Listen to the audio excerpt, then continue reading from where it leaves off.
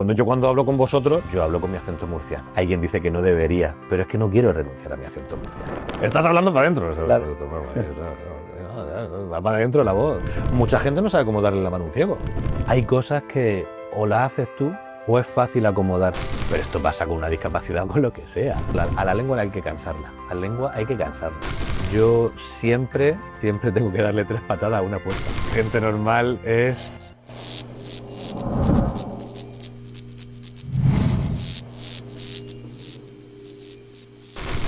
¿Qué tal? ¿Cómo estáis, chicos, chicas? Bienvenidos a Gente Normal. Gracias a Ilú Interiorismo, al complejo JC1 por este espacio.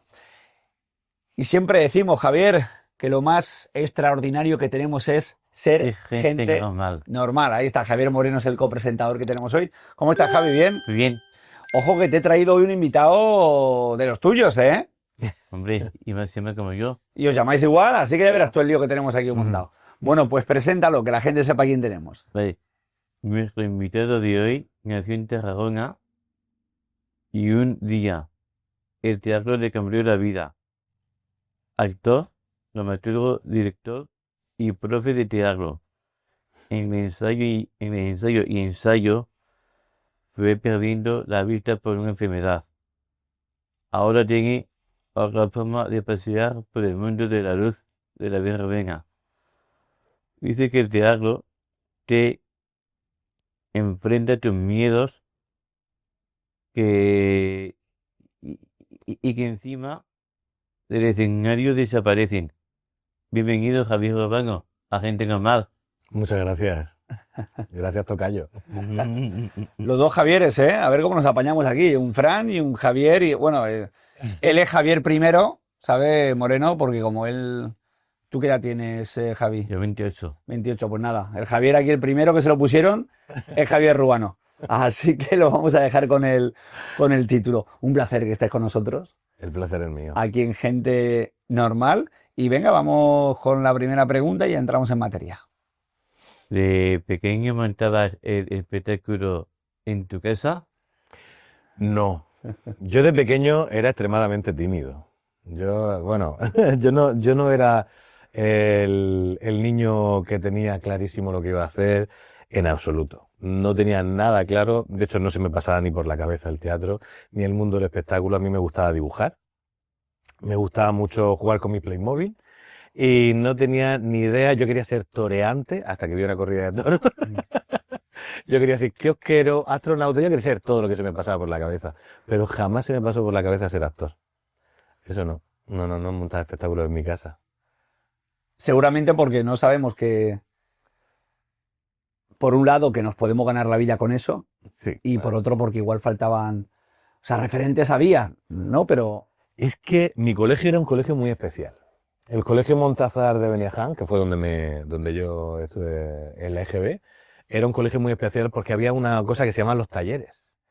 Y los talleres eran 2 horas a la semana en la que aprendías a hacer distintas cosas. Aprendías costura, aprendías marquetería, psicomotricidad, depende del taller en el que te tocara hacer.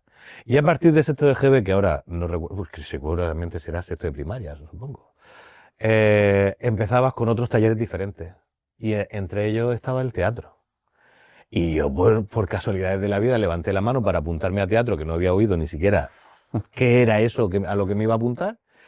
Entré en teatro, el chico más tímido, el niño más tímido de la clase, y me gustó.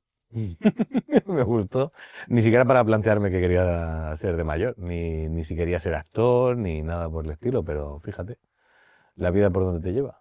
qué importante, Javier, que haya talleres como esos, ¿no? Sí. Porque son asignaturas que no encontramos en la educación básica, ¿no? Que no sé si hay o si ahora hay. Que digan a las 10 de la mañana, el lunes teatro, a las 11 matemáticas, como optativas o como algún tipo de taller, sí, pero se están perdiendo muchas vocaciones por el camino que no habían probado a... Puede ser, podría ser perfectamente. Es verdad que en Beniaján estaba Edmundo Chacur, que era un argentino que huyó de la dictadura y se refugió en Murcia, en Beniaján.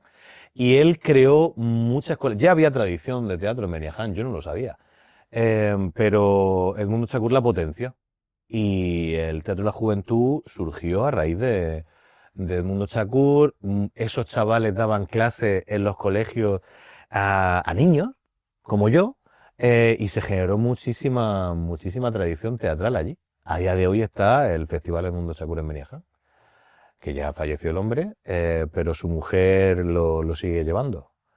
Y no sé, a mí eso me parece algo muy importante, que se acerque el teatro al colegio o que los colegios se abran al teatro. Porque luego están los padres que tienen la necesidad de que su hijo hagan una obra de teatro, y eso no es lo más importante del teatro. El teatro da muchísimas herramientas a la hora de desarrollarse como persona, como es la capacidad de poder expresarse, de poder poner en palabras lo que estás sintiendo, lo que estás pensando, la idea que estás teniendo, que en muchos casos es un problema. Es un problema, porque ya no salen las palabras con fluidez. El teatro te da la posibilidad de ponerte, un niño tan extremadamente tímido como era yo, ponerse delante de un público y decir, pues sí puedo hacer esto. Sí puedo hablar frente a las personas y poder comunicarme o poder contar una historia. Que a mí lo que más me gusta del teatro, que se cuentan historias. Esa manera de embaucarte en un cuento, te embaucan y te dejas embaucar. A mí eso me parece apasionante. Moreno, ¿cómo empezaste tú con el teatro? Porque he dicho que he traído a uno de los tuyos, Bueno. hemos traído porque somos, sois dos actores de Pues teatro. mira, yo empecé con la Alquibra, Escuela Alquibra de Teatro, con Alfredo, que en nuestra asociación ha sido, y me gustó mucho la primera obra fue la de Shakespeare, El sueño de una noche de verano, con Antonio y Esperanza Sabra Clares. Claro. ¿Y empezaste muy crío o cuánto tiempo llevas haciendo teatro? Pues creo que la verdad es de mayor, o sea que no fui tan tío, y la verdad que me gustó mucho. Y ya empezó mi evocación por ese mundo. ¿Y a ti para qué te ayuda el teatro? Además de para representar una obra y que la gente disfrute, ¿no? Y vaya y contar historias, ¿para qué te ayuda el teatro? Me ayuda en mi vocalización, que vocalizo bien, pero también me quita miedos. El teatro quita a alguien algún miedo, hace que desaparezca el miedo. Javier, entra tú y cuéntanos un poco, ¿no? Aquí lo que estáis contando. Totalmente, ¿No? es cierto, el teatro te quita muchos miedos, te enfrenta a muchas cosas, ¿verdad? Sí. Te enfrenta a situaciones que no pensarías que te ibas a enfrentar. Y entonces, claro, te ves ahí y dices, bueno, o para adelante o para atrás. Y para atrás nunca quieres ir. Siempre quieres dar un paso más. Entonces te enfrentas a situaciones que no son habituales, que no te vas a encontrar en el día cotidiano. Quizás sean situaciones que te vayas a enfrentar en la vida, pero el teatro te da herramientas porque al haberte colocado previamente en situaciones difíciles, extrañas, no sé, que a lo mejor te descolocarían, al haberlas pasado por el filtro del teatro, eres más capaz de poder enfrentarlas. Y luego directamente el teatro es que te pone delante de un público. Bien lo sabéis vosotros, ¿no? Eso, las primeras veces, yo recuerdo la primera vez que tuve que dar una charla, era muy jovencito, era bastante jovencito. No recuerdo la edad exactamente, pero a lo mejor tenía 15, 16 años. Y yo llegué con la fuerza de decir, si he hecho teatro, yo llego aquí y me pongo a hablar. Yo, al minuto de empezar a hablar, yo ya no sabía ni de qué estaba hablando. No tenía ni idea. Porque ya no era un guión, ya no era un texto, era yo quien tenía que expresar esas palabras y yo no era capaz. No sabía por dónde estaba. Y digo, ¿qué estoy diciendo? Ya echamos unas risas, nos reímos todos porque digo, no sé qué estoy diciendo. La gente empatizó. Pero ya tenía yo un poquito de trayectoria que antes no me hubiese reído. De ese tierra trágame no me hubiese reído. Me habría tragado la tierra, literalmente. Entonces, lo entiendo perfectamente. Sí que te enfrentas a muchos miedos y te hace aprender a superarlos. Tenéis también en común, creo que raíces andaluzas. ¿Puede ser? Pero sí, Pues nos acabamos de enterar, pero sí. sí. Javier Moreno, ¿de dónde tiene raíces? Pues la verdad que yo soy de Murcia. Tú eres de Murcia, pero tienes familia ¿dónde? En Linares, creo. Sí, Sí. por parte de mi padre, Sí, pero por parte de mi madre aquí en Murcia. vale, pues ya está. ¿Y Javier Ruano? ¿Cuál es su Pues, historia de los papás? pues mis padres fueron andaluces que emigraron a Cataluña. Yo por eso nací en Tarragona, pero enseguida, yo creo que con un año llegué aquí a Murcia. Pero mi padre era de Granada, porque mi padre ya falleció, y mi madre es de Jaén, de un pueblecito que se llama Huelma, que yo considero también mis raíces de ahí porque me paso veranos enteros allí y he mamado mucho la cultura del olivo. La verdad que sí, que también vengo, ¿eh? Mm, También vengo y lo olivo. sí. Buen aceite, ¿eh? Sí, Jo. Mm. Venga, vamos a seguir preguntando. vale. ¿Cuándo empiezas en una compañía de verdad? A ver, en una compañía profesional yo empiezo en el año 2006-2007 aproximadamente. Hablo de memoria, porque no lo recuerdo del todo bien, pero con una función que estrenamos en Torrevieja, que se llamaba Sueños de un seductor, de Woody Allen, y ahí yo fue cuando por primera vez sentí el peso de la responsabilidad. El peso de la responsabilidad de, pues eso, de enfrentarte a un proyecto al que tenías que responder. Yo además era el protagonista y al principio yo no llegaba con el personaje, no lo encontraba. Era un personaje muy diferente a mí. Y claro, al final, poco a poco vas encontrando, y a ver, es lo que suele pasar también, ante la dificultad pues te crece y ante la presión también. Y funcionó. La verdad es que la obra aquella funcionó bastante bien. Pero fue la primera vez, por lo menos 2000. Yo estaba en segundo de la Escuela de Arte Dramático. O sea, tú seguiste, haces el cole, instituto y ya saltas a la escuela de arte dramático. ¿O cómo es la progresión? Yo hice de todo.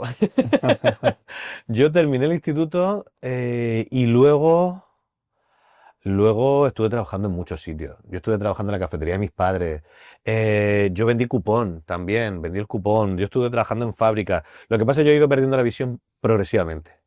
Entonces llegó un momento que yo decía, en una cafetería yo no puedo estar toda la vida.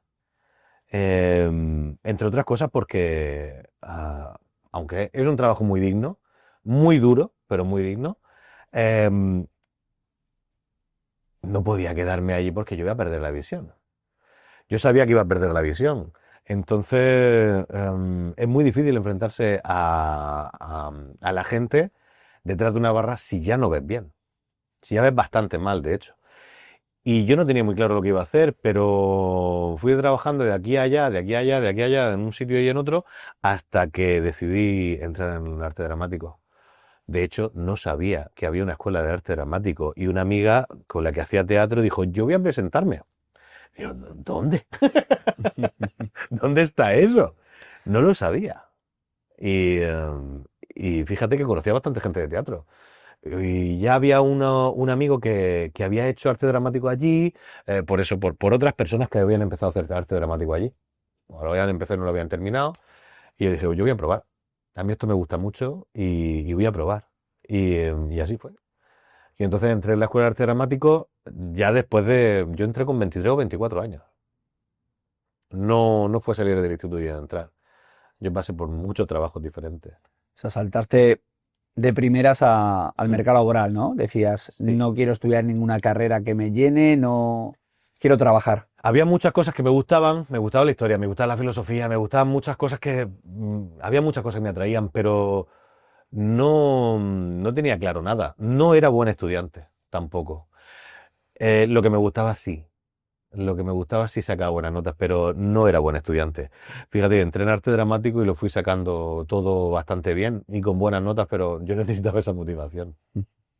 ¿Qué prueba se hace para entrar a arte dramático? Pues yo hice una que no es la habitual, porque te he dicho antes que yo había terminado bachillerato, pero yo no había terminado bachillerato. Ahora que recuerdo me quedaban 2 asignaturas. Y me presenté a las asignaturas, nunca fui a ver si las había aprobado o no, porque me presenté directamente a las pruebas de arte dramático, pero había una prueba de madurez. Aparte de las pruebas que son la prueba escrita, que te ponía un fragmento de una obra de teatro y había que hacer un análisis, había que hacer 2 monólogos, y había unas pruebas de cuerpo, unas pruebas de canto, unas pruebas de voz y unas pruebas previas también, que era donde verdaderamente te examinaban, pero no te lo decían. Que son unas clases, eso se hacía antes, ahora ya no, que se hacían unas clases durante un par de días y tú ibas allí a ver cuál era tu actitud. Y la prueba de madurez que yo hice era una entrevista personal con un tribunal. Los que no teníamos el bachiller hacíamos esa prueba, aparte de las demás. Y esa fue la que hice también. Prueba de madurez, el nombre es duro. Sí, sí. Era una entrevista que te hacían, que te preguntaban cosas, a ver cómo desarrollabas cualquier pregunta, a ver si tenías cabeza para entrar o no, a ver si tenías una actitud. Son unos estudios, los de arte dramático, que no son, yo se lo digo a los alumnos, digo, la dificultad no está en el contenido, la dificultad está en asimilar ese contenido, porque lo tienes que asimilar a tu cuerpo, a tu voz, a tu actitud. Y claro, no es entender lógicamente algo que se te está dando, lo tienes que integrar. Y eso es más complejo. Eso ya eso es otra historia. Porque la dificultad no está en el estudio. Estudiar nos pasamos la vida estudiando los actores. Hay quien se entra en arte dramático porque dice, es que no me gusta estudiar. Digo, pues te has equivocado. Te vas a hinchar. Te vas a hinchar. Javi, ¿cómo estudias tú un papel? ¿Cómo te preparas? Me preparo persiguiéndome y poniendo mi voz normal. Y así es como me preparo un papel de un personaje que sea con cualquier cada texto. ¿Y cómo trabajas el texto? Porque eso es lo que a mí me da más respeto y más miedo, ¿no? El decir de repente Bueno, me lo estoy saltando, lo estoy cambiando las palabras del autor. delante de un público, si sales a un escenario, date cuenta que lo que vas a decir, el público es más inteligente que tú. Si algo está matizado, pero no se haga escenario nunca sin probar nada. Sino hay gente y te puede captar todo lo que se, si estás bien, si estás mal, y con todo eso para adelante. Ujú. ¿Y el principal miedo cuál es? ¿Quedarse en blanco o no? ¿O el actor de teatro tiene El un miedo? principal miedo es que tengas marisopas en la gripa. Pero eso se quita. Eso se quita. Que es Claro. ahí en la tripa, ¿no? Ahí Claro. Pero eso se quita. Y hay un momento que decir, voy a darlo todo. Y voy a abordar un personaje alegre, divertido, divinamente tú. Nadie. Ruano, tu mayor miedo, dejé esto ya con los apellidos y los nombres, que ya no sé cómo. Javi y Javier, ¿vale? Por edad, Javi y Javier. Javier, tu mayor miedo, Mi mayor miedo. aunque desaparecen. Bueno, yo he tenido los típicos sueños estos de antes de los estrenos de salir a escenario y no saber ni en qué obra estoy, ni qué tengo que decir, el blancazo, ¿no? Pues eso yo creo que lo hemos soñado todos los actores y todas las actrices. Yo creo que todo el mundo que se dedica a esto en algún momento ha soñado eso. No sé si es mi mayor miedo, porque luego no es ese el miedo que tengo. Supongo que antes de los estrenos son difíciles, son bastante difíciles. Porque para mí, no sé para otras personas, pero para mí sí. ¿Por qué? Porque a mí me gusta cuando la obra empieza a crecer y ya va rodada. Y ya estás disfrutando sin esa tensión de estrenar, de cómo quedará, qué funciona y qué no funciona. Porque en los ensayos pueden funcionar muchas cosas. Incluso te has podido llevar a algunos amigos, a gente que te puede ayudar a decirte, esto sí, esto no. Pero luego el público, el gran público, es otra cosa, es otro mundo. Puedes haber ensayado, haber tenido, no sé, 50.000 ensayos, que luego llegas delante del público y hay algo que no es exactamente igual. La perfección, por ejemplo, el Circo del Sol busca la perfección. Antón Valén, que es murciano, él es uno de los mejores payasos del mundo. si no el mejor. Y él decía que la perfección, dice, a veces me canso de la perfección del Circo del Sol y necesito ese vértigo en el que te puedes encontrar de lo que te encuentras de nueva. Pero claro, aún así, en esa perfección que se trabaja en el Circo del Sol, no siempre todo sale exactamente como se pretende. A mí eso me gusta y me asusta al mismo tiempo. Pero oye, forma parte del trabajo. Javi, vamos con la siguiente pregunta. Vale. ¿Recuerdas el momento en que dijiste, vale, esto va en serio? Voy a necesitar un bastón. Sí. Sí. Sí, yo necesité el bastón cuando me fui a vivir a Bélgica y, y claro, yo en Murcia me sabía las calles perfectamente. Lo que no veía ya estaba en mi mente. Ese, ese pilón que han puesto ahí han puesto un macetero y más o menos las calles me las conozco casi, no te voy a decir que a la medida, pero casi. Pero me voy a vivir en una ciudad nueva y, y ahí era una ciudad que parecía ordenada, pero no, tenía una estructura medieval, la ciudad de Lieja, en Bélgica. Tenía una estructura medieval y era un caos. Y yo ahí necesité bastón. Dije, vale, aquí necesito el bastón. Y lo usé. Pero a mí lo que más me costó no fue eso, fue volver. Y verme en las calles de mi ciudad, de mi pueblo, con el bastón. Eso sí me costó más trabajo. Porque ya ahí cuando volví, había pasado 1 año y medio, o dos, no llegó a 2 años. Y había perdido bastante visión. Entre los 27 y los 30 años yo perdí muchísima visión. Y me costó adaptarme. Porque lo que antes dominaba ya no lo dominaba, porque los sitios por los que me movía ya no me movía con esa facilidad. Y eso me costó, sí. Es un paso que yo lo comparo como un salto al vacío. No sabes qué te vas a encontrar ahí. Pero te encuentras. Al final te encuentras. Has hecho referencia, Javier, también a esa etapa de la cafetería de tus padres. ¿En qué momento aparece la enfermedad? Y para que la gente lo sepa, ¿qué enfermedad es? ¿Cuál es el primer día que vas a una consulta o que te lo notas en tu día a día? Bueno, es una enfermedad genética, la retinosis pigmentaria. Esto lo heredamos de mi abuelo. Mi abuelo es que tenía un muy buen referente, porque mi abuelo era ciego, no del todo, tenía su retinosis, veía algo de luz, y él, junto con mi abuela, montaron su negocio, montaron una carnicería en su pueblo, en Huelma, y, y poco a poco fueron creciendo y le dando de comer a todos los hijos. Y él era recovero. Él iba por los pueblos con su yegua, comprando aquí y vendiendo allá. Por pueblos de sierra, por sendas, que tiene anécdotas increíbles. Entonces, cuando yo fui perdiendo la visión, ya era algo que sabía. Mi hermano y yo nunca vimos bien. Nunca vimos bien. Y poco a poco íbamos viendo menos. Era muy lento, pero íbamos viendo poco. Entonces, intuías que eso podía tener el camino que iba a tener. A los 15 años me lo diagnosticaron. Me diagnosticaron la retinosis. Me dijeron que tenía posibilidad de entrar en la 11 por las características de mi enfermedad y por la visión que ya tenía entonces.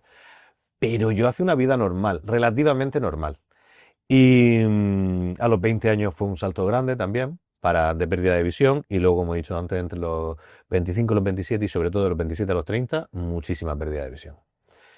Ha ido progresivo, ha sido algo progresivo. Yo, cuando cuento esto, la gente se sorprende un poco, le echa para atrás, pero yo he tenido suerte de perder la visión poco a poco. Está el que la pierde de golpe. O el que tiene la pérdida o de nacimiento. Pero es que el que ha perdido la visión o el que ha nacido ciego, pues también puede decir lo mismo. He tenido la suerte de nacer ciego porque me he manejado muy bien desde siempre. O he aprendido a manejarme a ciegas completamente y he aprendido mucho más rápido que tú, Javi, por ejemplo, para decírmelo a mí. Yo he tenido capacidad de adaptación. he podido ir adaptándome e incluso a mí el teatro me ha dado mucho para manejarme encima del escenario. La memoria espacial, por ejemplo. Eso lo he desarrollado mucho. Por la ceguera, es decir, de la ceguera hacia el teatro y a la inversa, del teatro hacia la ceguera. Es un aprendizaje circular, por así decirlo. Esa referencia de tu abuelo igual te ayuda a asimilar la noticia mejor, porque con 15 años uno es un chaval. Sí. Y pensar que a lo mejor con 30, con 35 no va a haber prácticamente nada, es duro. Sí, pero no lo fue. Es que fue un poco raro, pero es que no lo fue. Yo recibí la noticia sabiendo yo sabía que no veía bien. A mí se me caía, este ejemplo siempre lo pongo, pero a mí se me caía algo al suelo en el colegio, ya en el colegio de niño, y yo lo miraba, buscaba en el suelo, vamos a ver, se me ha caído la goma, ¿dónde está la goma? Pero la tienes ahí, ¿ahí dónde? Y yo miraba, y si no miraba exactamente dónde estaba la goma, yo no encontraba la goma. Algo no iba bien ahí. Entonces, había una naturalidad. En mi casa había una naturalidad con respecto a la ceguera. Mi hermano tampoco veía bien, pero veía mejor que yo. Y eso sí lo notaba. Pero tenía, ya te digo, sí, sí puede ser. La pregunta concreta es si me pudo venir bien que mi abuelo, sí, sí, sí, la noticia la recibí mejor, pero no fue un peso. Al fin y al cabo, hay algún momento que te pares, joder, me estoy quedando ciego. Puede que no vea el día de mañana a la gente que quiero, ya no la veo, pero la sigues viendo, yo la sigo recordando como la veía antes. Ahora me imagino a la gente como es. Si me caen bien me los imagino más feos, si me caen mal me los imagino muy guapos. Fíjate tú, eso es muy curioso. ¿Nos imaginas guapos a nosotros o cómo nos imaginas? Enormemente bellos. Muchas gracias. Mira, vamos a hacer la siguiente pregunta y así entramos también en el tema Sí. profesional y saber cómo esto puede influir o no. ¿Cómo se mueve un actor que no ve en escenario? Pues me muevo, bueno, he ido aprendiendo con el tiempo. Yo estuve dirigiendo también los grupos de la ONCE de Murcia y de Cartagena y, y en aquel momento yo veía, mal, pero veía. Entonces tenía que dirigir a personas que veían bastante menos que yo o que directamente eran ciegos. Ya previamente había hecho un trabajo, porque yo entré a trabajar después de Jorge Fullana, y él hacía un trabajo que iba probando con materiales en el suelo, en el escenario, con sonidos. Eso era algo que yo iba haciendo intuitivamente para manejarme encima del escenario. Eran herramientas que yo ya iba generando, pero claro, ahí me forcé o sea, estaba obligado a salvar la integridad de mis actores. Entonces, pues, no sé, distintos suelos, una moqueta, una cuerda en el escenario oculta que vas pisando. Pero sobre todo, a no ser que sea un monólogo, son los propios compañeros que te dan el sonido desde un lugar. Entonces ahí conectas con ellos. Luego también yo que puedo ver algo de luz, con la iluminación también me manejo, pero sobre todo es con el sonido de los compañeros. Cuando hay microfonía y no hay y me ponen monitores, para mí los compañeros desaparecen. Entonces yo los monitores quiero que vayan para el público. Si nos oímos menos nosotros, nos oímos desde el escenario. Entonces ahí yo necesito el sonido de los compañeros. Y si es un monólogo, yo tengo claro el dibujo escénico que tengo que hacer. Por dónde entro, por dónde salgo. No lo mido, ¿eh? No lo mido. Muchas veces eso se queda integrado en el cuerpo. Y a día de hoy, Javier, ¿cómo es tener que actuar bajo esta condición? Con la ceguera, dices, claro. Perdón, me había ido un momentito. A día de hoy, para actuar con la... Es que hay muchas formas. Es que no solamente hay una. Me refiero, el teatro te espera, la compañía te espera, tú vas más rápido, vas más lento. ¿Te han puesto alguna vez alguna pega en alguna compañía? Pues este actor no, porque es que no... ¿Cómo se va a aprender este papel en este tiempo que tenemos que estrenar en 2 semanas? O sea, esa parte del teatro, ¿el teatro te ha tratado bien? Yo soy consciente que hay gente que no me ha llamado por eso. Yo soy consciente de ello. Y no lo culpo. No lo culpo porque hay un miedo. Pero al fin y al cabo, yo he tenido que aprender a trabajar muy rápido. Hay otras cosas que llevo un poquito más lentas, pero al mismo tiempo que otro compañero le cuesta más una parte de la interpretación, llegar al personaje por un camino, pues a mí me toca llegar muy rápido por esa y un poquito más lenta por otra. Entonces compenso. Por ejemplo, en Cía de Coné, si tenéis la oportunidad de ir a ver Criacuerdos o las que se hagan de Cía de Coné, yo tengo unas marcas en el suelo. Lo que pasa es que eso nos gusta decirlo después de la función. Sobre todo a Pepe. Pepe suele decir, bueno, hay una serie de condicionantes en este espectáculo que es esto, esto y esto, porque yo utilizo algunas luces LED para colocarme en algún punto porque la luz sí la veo, utilizo marcas en el suelo que están cubiertas, que el público no tiene por qué darse cuenta de ellas, y sobre todo, apoyarme a los compañeros, porque la voz de los compañeros a mí me llega todo. No solamente la intención emocional, sino la ubicación, claro. Te llega una obra nueva, un personaje nuevo. También te pregunto estas cosas porque tú eres referente para otros chicos o otras chicas que a lo mejor nos estén viendo, que reciban esa noticia, que no tuvieran ese abuelo y que se les venga el mundo encima, ¿no? Y para que vean que, bueno, que al final está dentro de nuestra condición. Javier, a ti también te pasará, ¿no? Que igual te habrán dicho, pero tú ¿cómo vas a ser actor de teatro? Oye, y lo estás siendo, ¿no? Claro, lo estoy siendo. Y bueno, me han dicho muy bueno, Sí, además. la verdad que sí. Oye, ¿personaje favorito tuyo que hayas interpretado? Así me salto la pregunta y ahora volveremos a ella. Fue Lisandro y Benedicto, de William Shakespeare. El sueño de la noche de verano y muy seguro y pocas nueces. Vale, perfecto. ¿Tú has hecho alguno de esos, Javier? No, ninguno de esos. No podéis hablar aquí entonces de actores, de pues este personaje y cómo tal y cómo no sé qué. Oye, no sé si esto se puede decir, imagino que a fecha de emisión creo que sí, pero puede ser que vayáis a ser compañeros. Sí, compañero de un teatro. Ajá. Y estuve en el centro y me hicieron sido hablando con los directores y me pareció muy chulo los vídeos y hay que ver qué artistas profesionales trabajan, de verdad. O sea, ¿vais a compartir alguna obra o en alguna compañía? O No Javier, sé ¿cómo hasta es? dónde puedo hablar, pero parece que sí. Parece que sí, compañero. Oye, te preguntaba eso, ¿cómo preparas, no? A día de hoy. Te entra un trabajo nuevo, Sí. me refiero a las preguntas que se puede estar haciendo la gente en su casa. El libreto está en braille, trabajas con un ordenador, ¿cómo buscas información sobre el personaje? Si quieres ver características físicas que no las puedes ver, pero igual las recuerdas de cuando tenías la visión. O sea, ¿cómo se trabaja todo eso? Pues yo trabajo de una manera, bueno, por suerte hoy en día hay mucho material en digital y por ejemplo, un archivo en PDF o en Word, pues lo puede leer un programa de voz.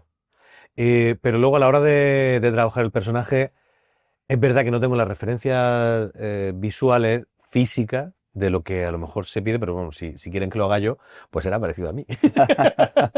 Ahora bien, la sensación que me produce ese personaje inicial, de que me refiero a esa primera lectura, pues eso ya yo lo leo sin ponerme yo en la escena, o lo intento. Intento hacer esa primera lectura sin estar yo ahí, como el que lee una novela. Este ejemplo siempre se lo pongo a mis alumnos. Porque cuando tú lees una novela, imaginas los personajes, imaginas su gestualidad, imaginas qué cuerpo tiene, cómo se mueve. Y claro, si tú imaginas eso, te lo está dando tu imaginación, te está dando algo muy auténtico. Pero a eso no prestamos atención si tú te pones ya a imitar vocecitas o a esto le voy a decir con este tono o esto le voy a decir con este otro tono. No estás imaginando al personaje. Te estás poniendo tú por delante de él. Entonces, a mí me ayuda mucho esas primeras lecturas, sacándome yo de la ecuación. Entonces, bueno, pues tiene que ver con eso que yo creo que debería ser un mito lo de la vanidad del actor. Pues somos un engranaje más, somos una piececita más, que contamos una historia. Y en ese momento yo imagino y puedo recrear ese cuerpo, esa voz, ese juego que tiene, ese carácter, esa personalidad. Entonces ya lo puedo jugar de una manera diferente. Y luego ya está el director que tiene otra visión y entonces se va ajustando y se va afinando todo. ¿Tiene alguna ventaja en el teatro el no ver? Sí, sí la tiene. Sí la tiene.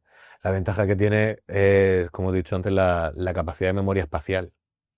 Porque se desarrolla muchísimo, inevitablemente. Se desarrolla mucho y la propiocepción, que es esa percepción propia que uno tiene que tener para saber qué está haciendo en cada momento. Eso no me hace mejor que otro actor. Me hace avanzar antes en ese camino. Luego ya está la- el talento, la calidad o el trabajo que lleve uno a la espalda. Me decía una vez Aitor Francesena, Gallo, le mando un saludo desde aquí, el jinete azul, él se dedica al mundo del surf. Bueno, le pasa que primero pierde la visión de un ojo y luego pierde la otra con un golpe de la tabla de surf, ¿no? Y al final, pues, no ve absolutamente nada.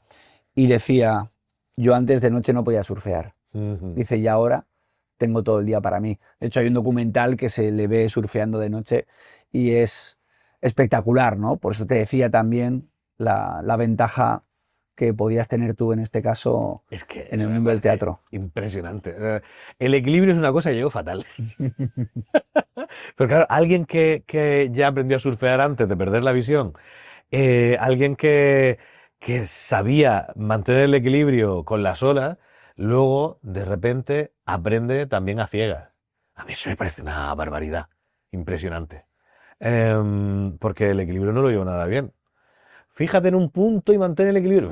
Se me va el cuerpo para todos lados. Lo intento y lo intento, pero igual que hay algún ciego por ahí que hace malabares. Eso es una pasada. Es verdad que el cuerpo tiene memoria. Tiene una memoria y el cuerpo lo hace solo. No lo piensas. No lo hace solo. Pero, claro, para llegar ahí es que tienes que llegar. Eso tiene un trabajo que a mí me parece una barbaridad. Javi, vamos a seguir preguntando. Vale, ¿qué es teatro pequeño? Teatro Pequeño fue un proyecto que empezamos a hacer un grupo de amigos, de actores y de actrices. Éramos 3 actrices, Mónica Adán, María Alarcón, Beatriz Maciá, José Bote y yo. Y nos unimos para hacer esta compañía. Era un momento en el que no teníamos mucho trabajo.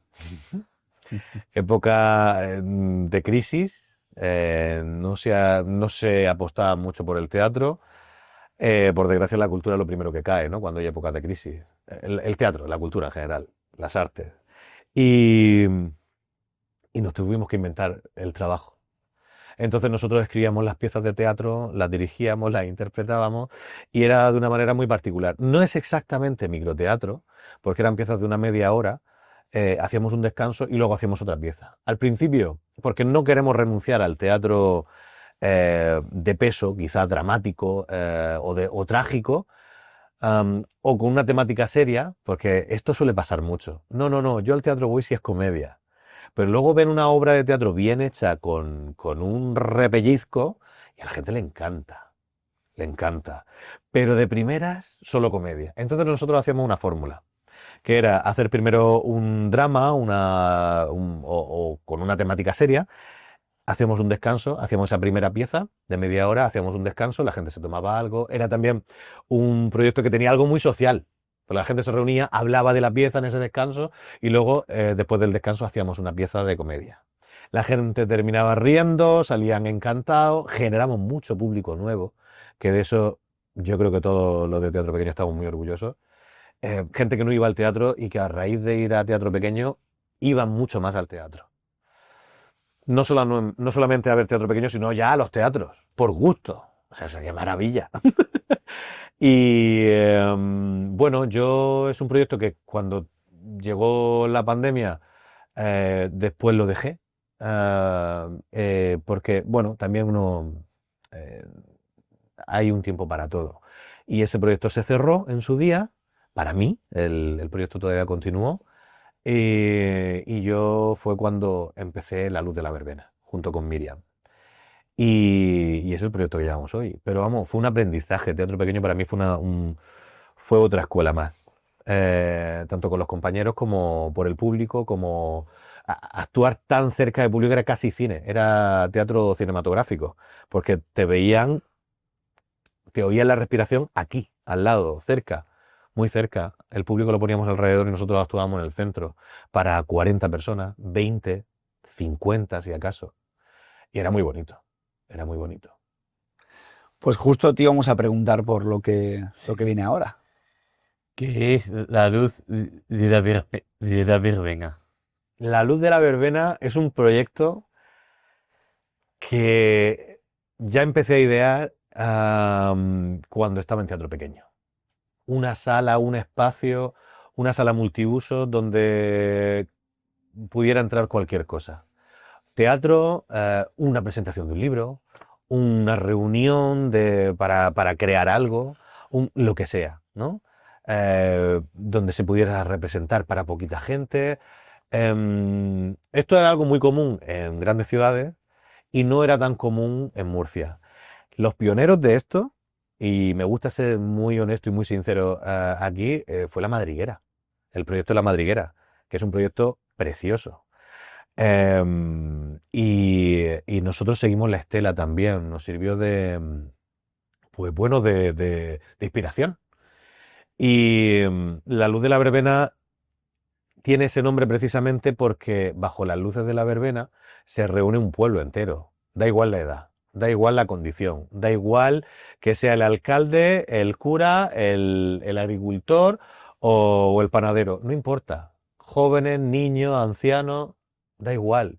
Todo el mundo se reúne para festejar algo, para celebrar algo, para disfrutar de algo. Y esa era la idea de La Luz de la Verbena que en cierto modo vamos recreando también. Allí se dan clases allí puede acercarse quien quiera. Es decir, quiero hacer uso de este espacio para hacer esto. Normalmente siempre es con alguna relación cultural y que pueda llevarlo a cabo. Porque también lo que necesitamos en Murcia son muchos espacios. Espacio para trabajar, espacio para desarrollar y eso es muy importante. Y hay gente con muchísimo talento en Murcia, pero muchísimo talento. Y muchas veces ni siquiera la gente se conoce entre sí y pueden ser puntos de encuentro, lugar de encuentro para que la gente se conozca y a lo mejor yo no tengo el talento, pero puedo apoyar tu talento. A lo mejor yo tengo el talento, pero no encuentro quien apoye mi talento. ¿Por qué no?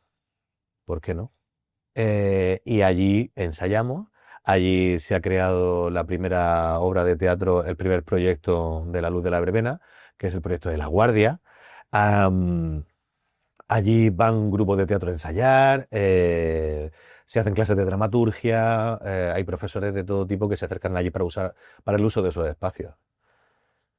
Y nosotros estamos encantados. El nombre es precioso, ¿eh? La Luz de la Verbena. Gracias. Sí, Porque solo evoca como cosas buenas, sí, ¿verdad? Cosas sí. bonitas. Y allí se puede ir alguien que nos esté viendo que quiera ir a recibir clases de teatro. ¿Dais clases también? Sí, ¿O? sí. Sí, allí se imparten clases de teatro, de dramaturgia, de musical, hay clases pues yo hablo de memoria, pero hay de todo, hay un poquito de todo. Incluso gente que puede acercarse a decir, yo puedo dar clase allí, es para el uso sí, claro, puedes acercarte y hacer uso de los espacios. ¿Tú das clases, Javier? Yo di clase en la Escuela de Arte Dramático de Murcia. También he dado clase en La Luz de la Verbena. Y claro, empezamos con pequeñas producciones. De los grupos de teatro que iban haciendo teatro allí, pues salían obras de teatro como por ejemplo Las cosas que sé que son verdad, que es un proyecto, es una compañía de teatro amateur que surgió de La Luz de la Verbena, porque venían al principio a dar clases conmigo y luego ellos han querido hacer su pequeño grupo de teatro. Si no me equivoco, y estoy hablando de memoria, en diciembre hacen una función en La Luz de la Verbena, que es en clave de luz, con Las cosas que sé que son verdad, una obra que ha funcionado muy bien, que tiene además sus premios y demás. Y el día del libro, el 23 de abril, creo que se hacen no sé si me estoy adelantando, pero creo que se hace... Sí, bueno, se hacen diferentes funciones, se hacen diferentes actuaciones y eventos, y salen de ahí grupos de teatro. de todo tipo. Grupos de teatro, grupos... Hay quien está formando ya su grupo de teatro musical por su cuenta y es una generación de proyectos.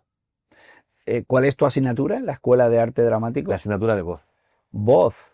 Mm. Joder, qué chulo. Javier, Con mi acento murciano. lo aprovechamos que está aquí y que nos dé...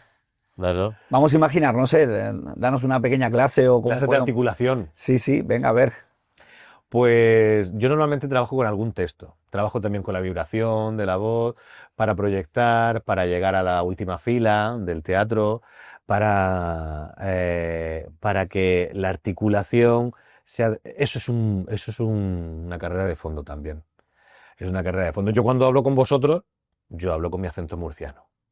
Hay quien dice que no debería, pero es que no quiero renunciar a mi acento murciano. Y... y ahora estoy a caballo entre intentar hablar en una entrevista correctamente y mi acento murciano. Y no me gusta renunciar a mi acento murciano. Y entonces, en las clases, lo que le digo a los alumnos, sobre todo, tenemos alumnos de Alicante, de Albacete, de Murcia, de Almería, pero claro, hay quien cree que no tiene acento. Y sí que lo tiene. Y no me refiero a los murcianos. Los murcianos tenemos clarísimo que tenemos acento. Pero hay quien cree que no tiene y sí tiene un acento muy marcado. Entonces, no se trata de eliminar tu acento, se trata de poder hacer tu acento perfectamente y poder jugar con un acento medio. Porque a lo mejor no conviene que tu personaje se sepa de dónde es. Entonces ya tienes otro juego al que jugar. Por otro lado, también está la articulación, está la proyección, la vibración, los resonadores, y claro, eso requiere de trabajo de poquito a poco. El trabajo a muchos alumnos les resulta aburrido porque es de repetición, pero es que sin la repetición no se puede. No se puede trabajar, no se puede avanzar. Javi, tú habías dicho que el teatro te había valido mucho para mejorar Sí. tu vocalización Sí, a la hora sí. de expresarte mejor, de ser entendido. Sí. ¿Tú haces trabajos específicos de vocalización o intentas Bueno, esos personajes? yo hablo mejor, pero sí que es verdad que yo estoy aprendiendo a vocalizar mejor cuando hablo ante otra persona en el momento de hacer una entrevista o para una conferencia, en este caso la que tengo eras, pero la verdad es que me enseñan mucho a vocalizar mejor y así para que el mundo me entienda cuando hablo. Sí, en este caso además, Javi, pues la fisionomía, mandíbula, paladar, lengua, Sí, cambia, es distinto claro, y ahí hay más dificultad a la hora de... de hablar ante Sí. el público. Claro, pero también, todo se entrena y a todo se puede llegar. Sí, sí, sí. Claro, la lengua tiene que tener una soltura, a la lengua hay que cansarla. A la lengua hay que cansarla. Y hay que cansarla mucho. Em, y, y para poder llegar, esto es como la musculatura, la lengua es un músculo. Y hay que ejercitarla. Por ejemplo, a mí me gusta poner el ejemplo de los ensayos. Cuando la gente más cansada está, después de un ensayo largo, es cuando más abierto está, porque la mente no está tan activa.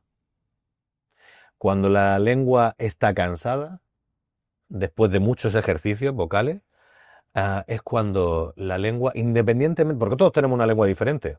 Hay cosas que cambian, efectivamente, pero todos tenemos una lengua diferente.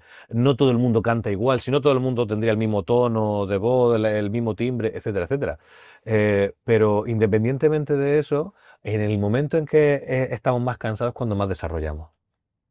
Por eso digo que es una carrera de fondo, que tiene trabajo de insistir en el trabajo, de entrenar, los deportistas lo tienen muy claro. Y nosotros, nuestro instrumento es nuestro cuerpo y nuestra voz. Entonces, hay que entrenarlo. Lo entrenaremos. Todo el mundo puede sacar... Nene, saca la voz que tiene dentro. O sea, todos tenemos una voz Sí, que sacar. sí, sí. Cuando Hablas para adentro. Que también la gente que habla para adentro. Claro, que hablas para adentro, ¿qué tal? Es que... Estás hablando para adentro. Claro. Va para adentro la voz. Y hay que sacarla, claro. Pero también tiene que ver con una parte muy psicológica. Hay una parte en la que está la parte física, la parte de desarrollo, la parte de entrenamiento, pero hay una parte psicológica muy importante que son esas capas de la cebolla que hay que tirar abajo.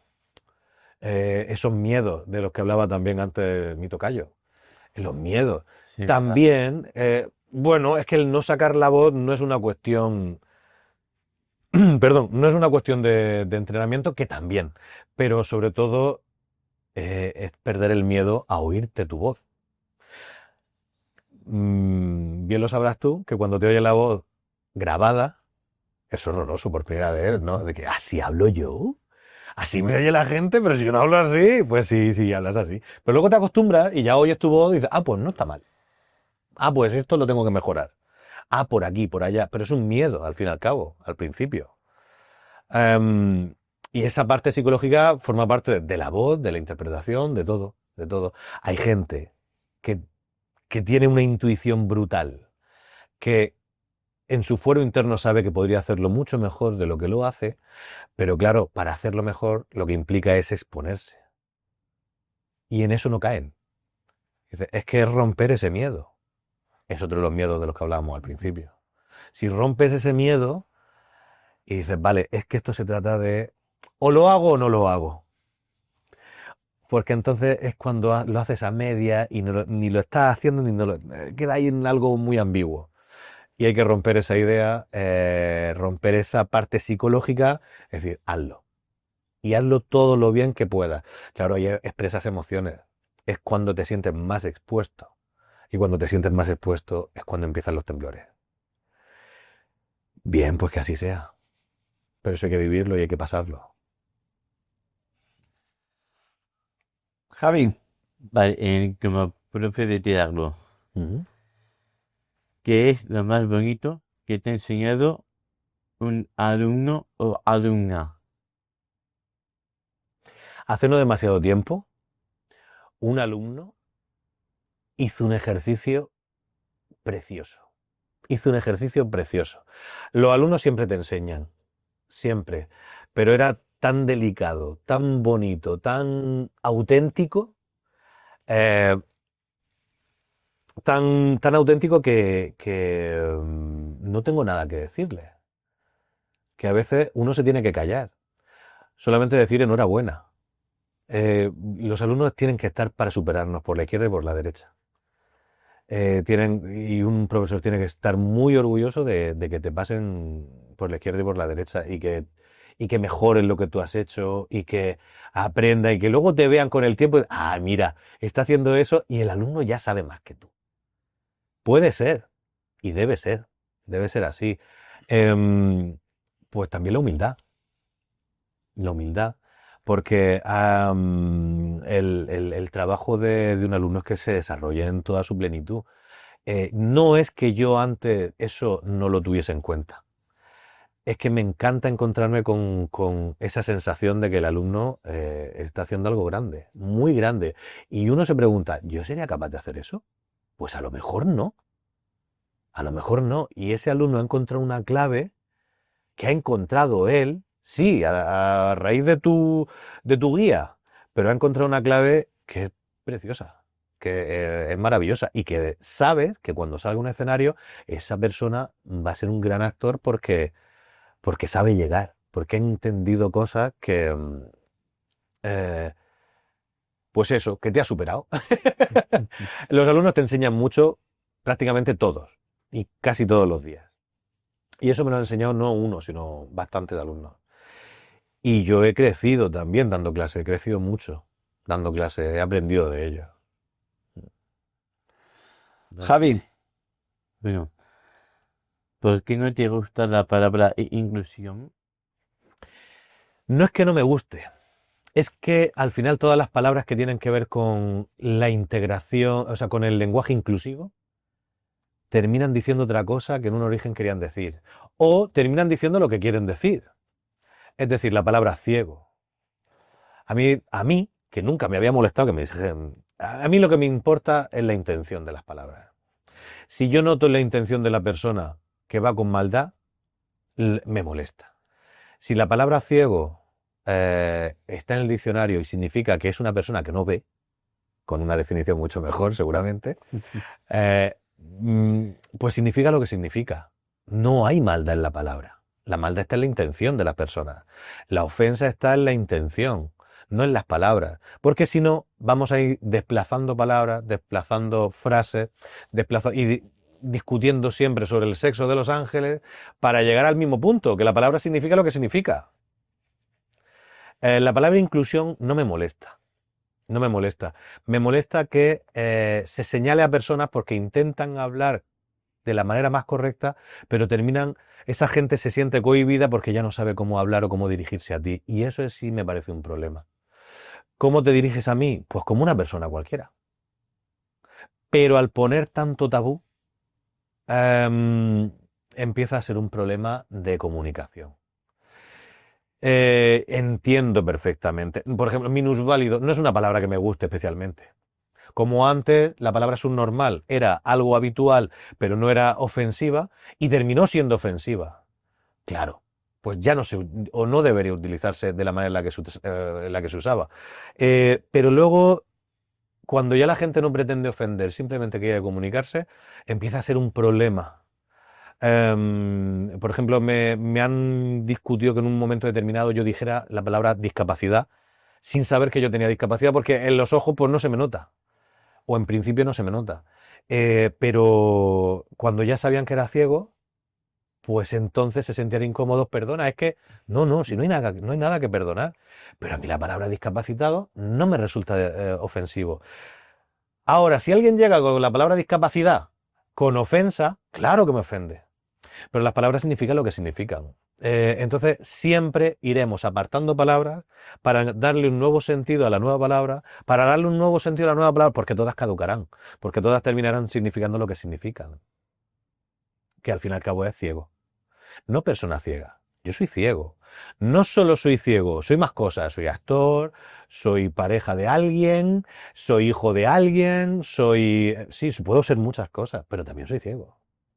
Y eso no me ofende. Eso no me ofende. Entonces la inclusión tiene muchísimas cosas buenas. Hay también quien dice que la inclusión tiene que ver con que alguien te incluya, no con que tú te incluyas, no con que tú te integres. Bueno, pero no deja de ser discutir sobre el sexo de los ángeles.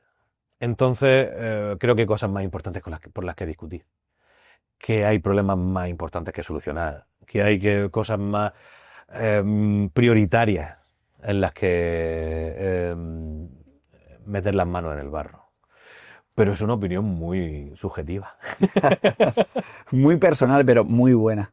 Yo creo que el miedo, más que en la persona que tiene alguna capacidad distinta, ¿no? Pues yo soy de esta forma, tal, está en el otro. En el otro que igual nos ha enfrentado a un Javier Ruano y que no sabía cómo actuar o cómo no actuar. Por ejemplo, Javi, para ti, ¿qué es la inclusión? ¿O tú qué punto de vista das? La inclusión, pues, es que estás integrado. La inclusión tiene cosas, como ha dicho él, cosas buenas, pero claro, hay veces que te sientes pues, sí, pues, inseguro y hay que respetar a todos, sea la condición que sea. Claro, tú decías, Javier, igual alguien no lo sabe y no se me nota por la mirada. A ti, Javi, pues hay gente que puede decir, bueno, tiene rasgos de tener síndrome de Down y entonces ya lo voy a tratar de otra forma. Eso no se debe hacer. Claro, voy a infantilizar, voy a hablarle como si fuera un niño, voy a pedirle siempre a los papás que sean los que tengan la última palabra sobre... Eso sería más discriminación y no hay que hacer eso. No hay que hacer esa discriminación. Hay que hablarle. Si yo pido una bebida, mira a mí. Pregúntame a mí, no a mis padres.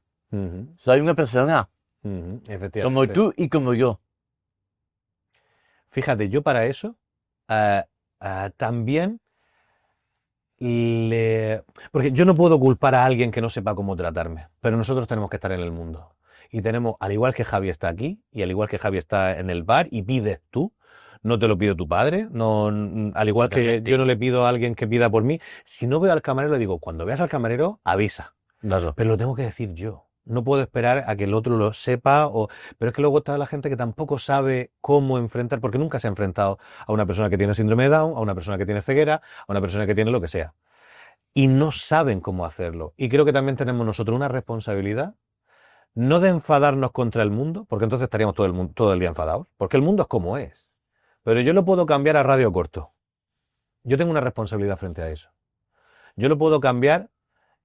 Si me enfado con alguien, esa persona va a generar un rechazo hacia mí. Pero no hacia mí, como ciego, como Javier, sino porque, joder, cómo se ha puesto. No lo entiendo, porque a lo mejor esa persona no entiende lo que te pasa. O no entiende cómo te sientes. Pero estamos ahí para estar en el mundo. Muchas veces me decía, chacho, es que estás pasando por aquí, porque yo iba con el bastón por una plaza donde había mucha gente. Tengo derecho a pasar por aquí. Y tú tienes que entender que si yo voy con el bastón y no encuentro el camino, o bien puedes decidir ayudarme, o abrirme paso. O enfadarte, como hace gente, pero yo no puedo controlar lo que siente o lo que va a hacer cada persona. Pero sí puedo, de alguna manera, estar en el mundo y educar. Porque no puede ser que porque sea ciego yo vaya de mi casa al trabajo, del trabajo a mi casa, del trabajo a mi casa y al revés, todo el tiempo. Porque solamente paso por el mismo sitio. Yo tengo que abrirme al mundo también. Y eso me ha costado también entenderlo.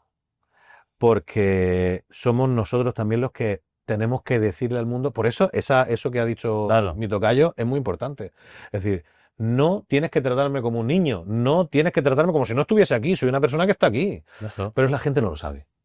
La gente tiene que tener contacto con nosotros para saber lo que pasa, para saber lo que nos pasa por la cabeza y qué necesitamos, si es que necesitamos algo o cómo tratar con nosotros.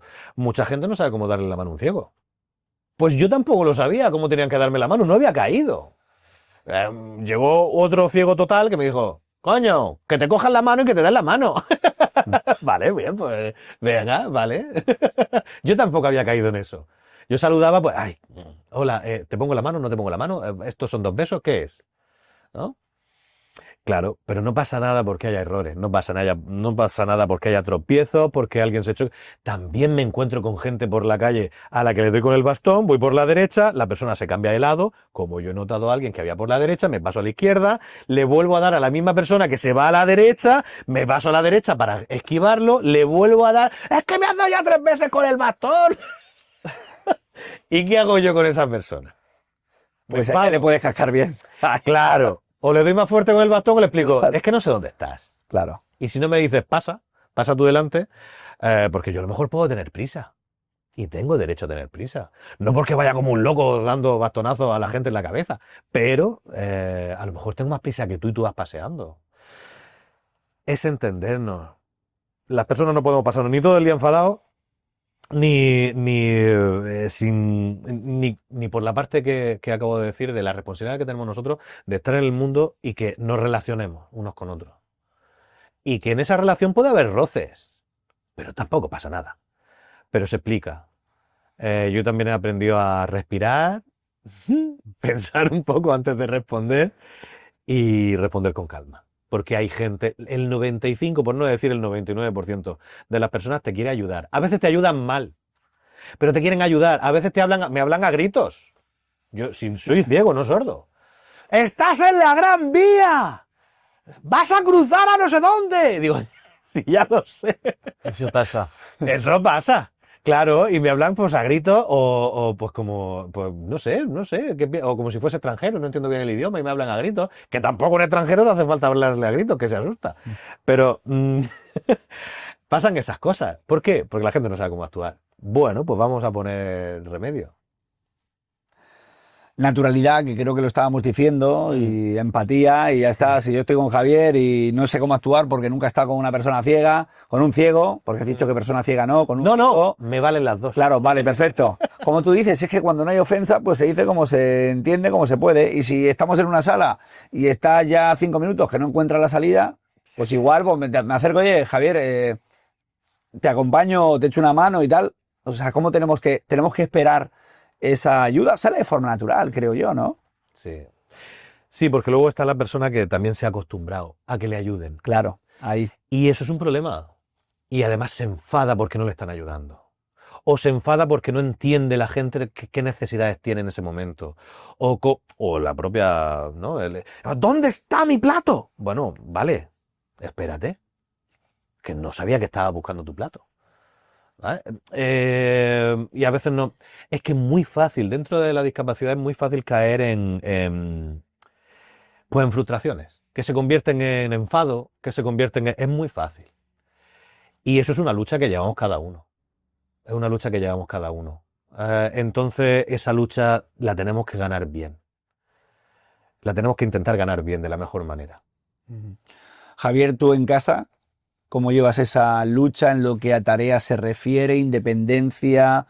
Mira, esa lucha, aunque todos me hablen bien, toda mi familia y las personas que me hablan, pero claro, es normal que sepas de cómo te están mirando. Si te están mirando bien o te están mirando mal. Hmm. Si te están mirando mal, pues no hay que decir nada.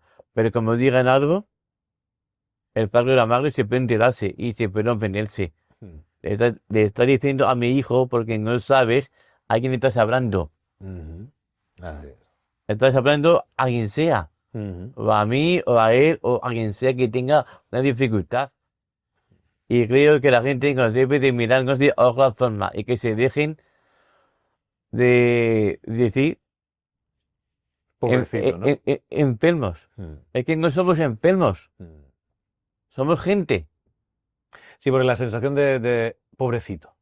Esa Es verdad. sensación es desagradable. Cuando ven a alguna persona con alguna discapacidad que no es que, ay, pobrecito, pobrecito, Hmm. cuidado, no, tal. No, tiene sus dificultades, sus determinaciones y ya está. Sí, hay de todo. Porque luego te dice, pobrecito, ay, pobrecito, ¿qué valor tienes? Pero estoy viviendo en el mundo igual que tú.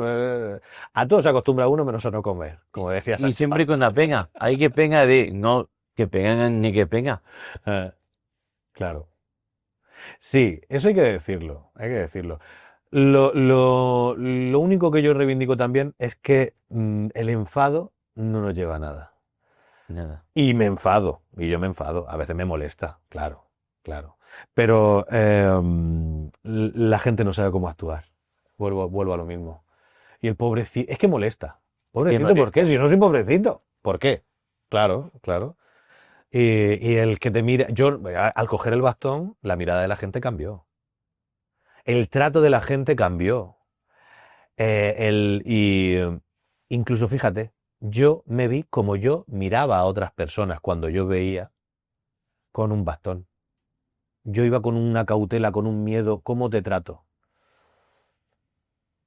Es que todos somos humanos y depende de las circunstancias que nos haya tocado estar, actuamos de una manera o de otra. Y depende en qué lugar estés. Por eso empatizamos, por eso es importante empatizar. Bueno, no sé si hacemos esa pregunta y así cerramos este capítulo también sobre... Sí. Venga. ¿Por qué puede ser peligroso que te lo hagan todo por el hecho de tener una discapacidad? Porque creo que a mí también me puede pasar. Mm. Sí, es peligroso, es peligroso. Sí. La ayuda se agradece mucho. Se agradece mucho porque además es necesaria. Hay veces que, por ejemplo, Miriam me ayuda una barbaridad. Miriam es mi pareja, que es la otra pata de la luz de la verbena. Y ella me ayuda muchísimo. Mi madre, todos nos ayudamos en realidad, pero hay cosas en las que o las haces tú o es fácil acomodarse. Porque tiene otros tiempos. Yo, por ejemplo, con la ceguera, pues tengo otros tiempos. Pues más lento, está la parte de la frustración es delicada. Y claro, o lo haces tú o empiezas a no hacer nada. O empiezas a... pero esto pasa con una discapacidad o con lo que sea, ¿no? Cuando te sirven. Cuando te acostumbras a comer fuera y luego ponte a cocinar. Cuando te acostumbras a que, no sé, a cualquier cosa, a cualquier cosa. Hay gente, hay alumnos que yo me fijo que se hacen cosas unos a los otros porque a uno se le da bien una cosa y a otro se le da bien otra. Eso es complementar, eso está bien. Pero cuando empiezas a dejar que te lo hagan todo, es que te termina siendo...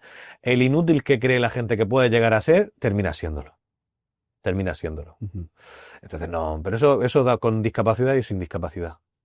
Lo que pasa es que la discapacidad tiene un problema mayor. Tiene un peligro mayor. Que la gente tiende a ayudarte más. Eso tiene su lado bueno y su lado malo, claro. Bueno, tenemos la sección Gente Normal, que es una sección de preguntas rápidas. Javi te va a ir preguntando y tú vas contestando. Venga, ¿vale? muy bien. A ver qué sale de aquí. A ver. Vamos allá, Javier.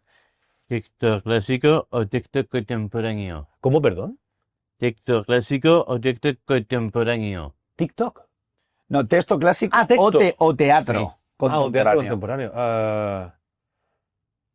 Pues es que no te sabría decir, me gusta todo. Depende de la función. Sí. Hay textos clásicos que no trago y textos clásicos que me encantan. Y al igual con el contemporáneo del teatro, sí. No soy muy... Perdón, son respuestas rápidas. Ambos. Vale. Vale. Este es un nombre, es Beckett, creo. Beckett o Lope de Vega.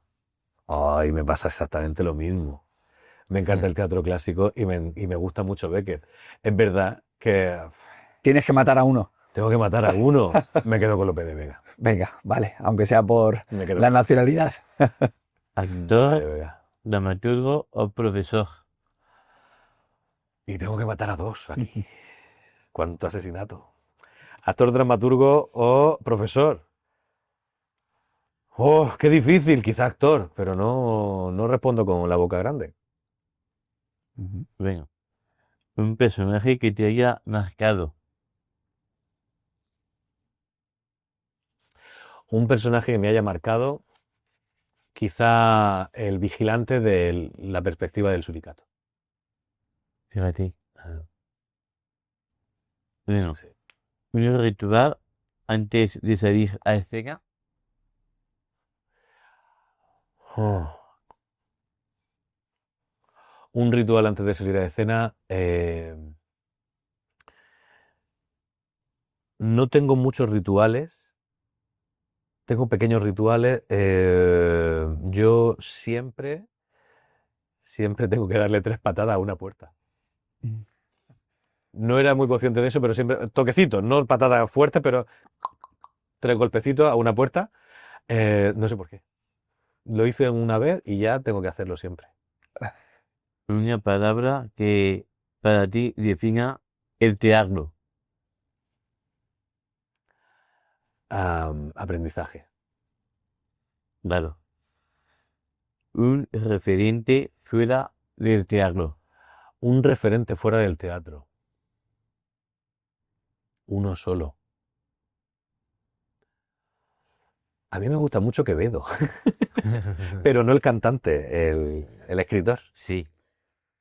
Un lugar para perderte. ¿Un lugar para? Para perderte.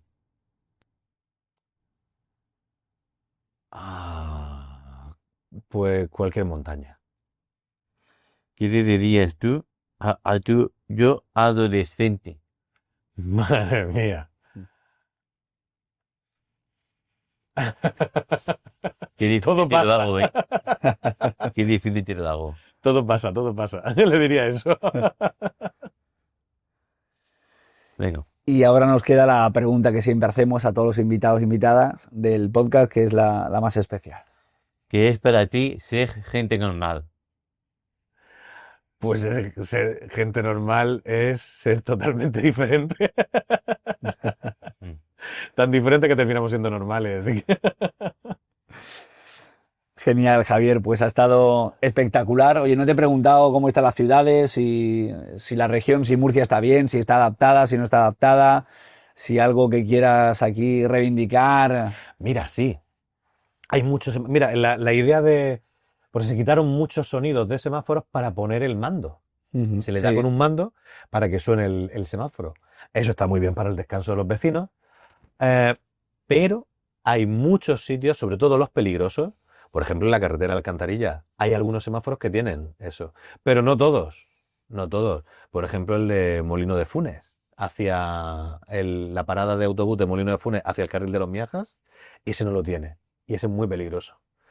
Hay que tener en cuenta también, de alguna manera, porque la ciudad se ha hecho más transitable para bicicletas, patines, pero se ha hecho un poquito más peligrosa para los ciegos, porque nadie detiene a los patines ni a las bicicletas. Y tú vas a pasar en verde, pero las bicicletas y los patines, como tienen su carril, no miran los semáforos. Sigue habiendo muchos postes de la luz en mitad de las aceras. No tanto para mí, que los puedo esquivar, pero sí para sillas de ruedas. Sigue habiendo pivotes, excesivos pivotes, pilones, como que cada persona lo llama de una manera. Digo pivotes, pilones, ¿cómo se le diría? Volardos.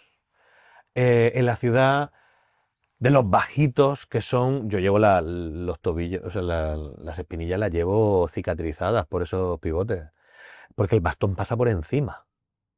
Pasa por encima, te destrozan las piernas, pero te las destrozas. Hay muchas cosas que se pueden mejorar, pero también soy consciente que se hace un esfuerzo. Pero creo que hay muchas cosas que se pueden mejorar. Y hay que preguntarle a la gente que al final hacemos uso de la ciudad para saber cómo tienen que construirse las ciudades y cómo tienen que mejorarse. Y también cómo nos tienen que mirarnos de otra forma y no solamente desde la discapacidad. Pues queda claro. Javi, Javier, ha sido un placer estar con vosotros. Que vaya muy bien. Tendré que ir a ver vuestra primera obra juntos. Sí. Así que iré a verla y a escucharla y será un placer. Siempre terminamos haciéndonos una foto, ¿vale? Que tenemos ahí nuestra cámara para nuestro cuaderno de recuerdos. Venga, pues vamos a hacerla. Muchas gracias. Ha sido un placer.